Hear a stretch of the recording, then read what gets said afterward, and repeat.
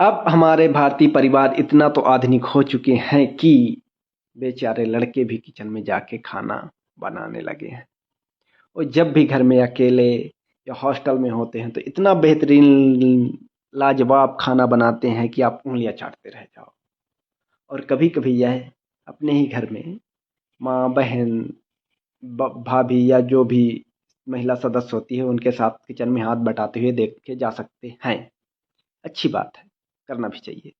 लेकिन जब बात घर के सभी सदस्यों को खाना बना के खिलाने की आएगी तो जिम्मेदारी माँ की होगी, या फिर बहन बेटी बहू जो भी घर में महिला सदस्य है उसकी ही होगी।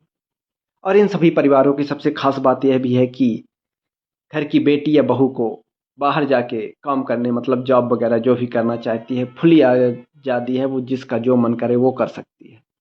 लेकिन सिर्फ शर्त इतनी है कि जहाँ भी जाए उससे पहले घर के सदस्यों के लिए खाना बना कर जाए और वापस आकर फिर से सभी सदस्यों को उनकी पसंद का खाना बनाकर खिलाए।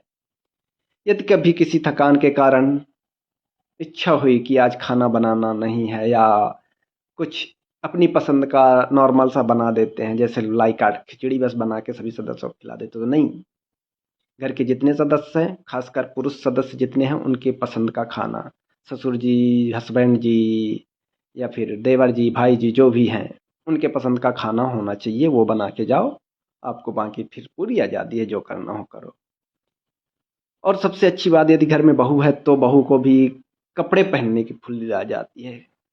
आपको जो मन करे वो पहन सकते हो, लेकिन बस शर्त इतनी है कि जब भी घर में मेहमान आए तो साड़ी पहनना है, पल्लू रखना कंपलसरी है। सिर मत ढको लेकिन पल्लू रखना कंपलसरी है। इसके अलावा घर में मेहमान जो आए हैं कभी आते हैं, आप उनकी कितनी भी इज्जत रिस्पेक्ट करते हो अलग मैटर है, लेकिन उनके पैर छूना जरूरी है, नहीं तो आप संस्कारी नहीं माने जाओगे।